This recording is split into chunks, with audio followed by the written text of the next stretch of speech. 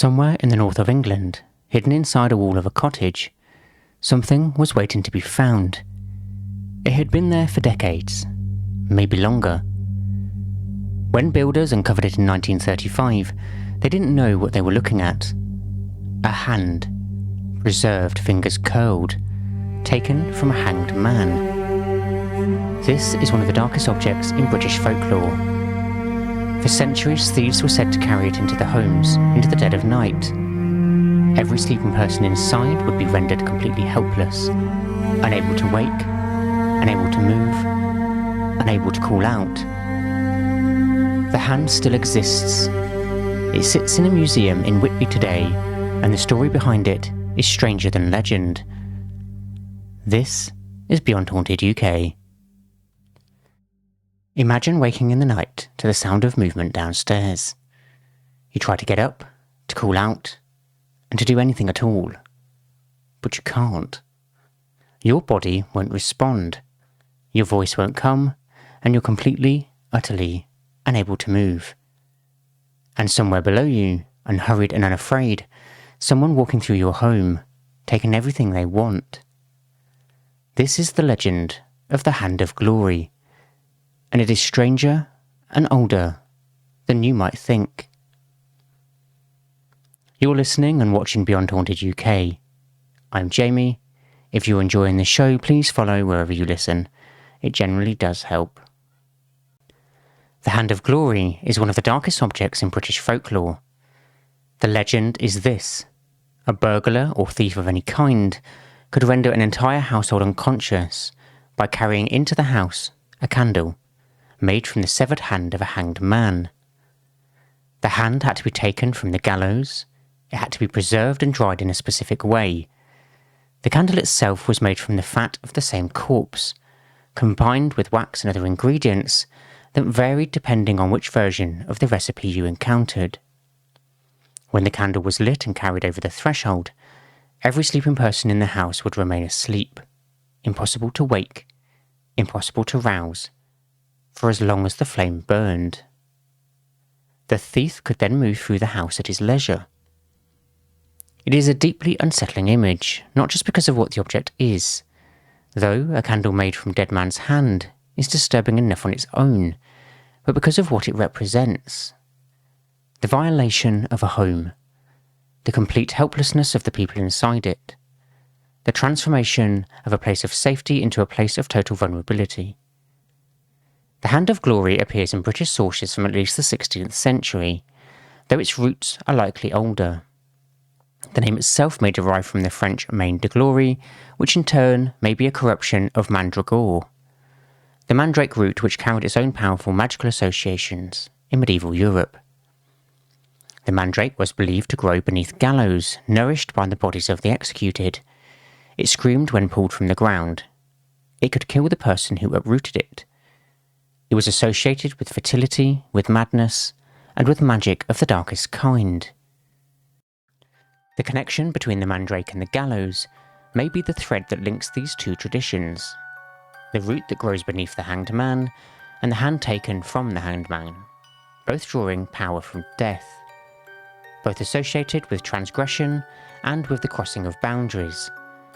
There is a real preserved Hand of Glory in the Whitby Museum in North Yorkshire. It was found in the wall of a cottage in Castleton in 1935 during renovation work, concealed within the stonework, wrapped carefully, and hidden there by someone at some point unknown in the past. Why was it hidden in a wall? We don't know. Perhaps the owner feared discovery. Perhaps there was a belief that concealing such an object within a building offered some form of protection. Perhaps it was simply disposed of in the most thorough way an owner could think of, buried in stone, out of sight, and out of reach. When I think about that object sitting in Whitby Museum today, I find myself with questions I can't answer. Whose hand was it? Who made it? And why? Were they a thief preparing a tool of their trade? Or were they something else, a practitioner of folk magic, someone who believed generally in the power of such things, for reasons that had nothing to do with burglary? The historical record is largely silent on these questions. But what we do have are accounts.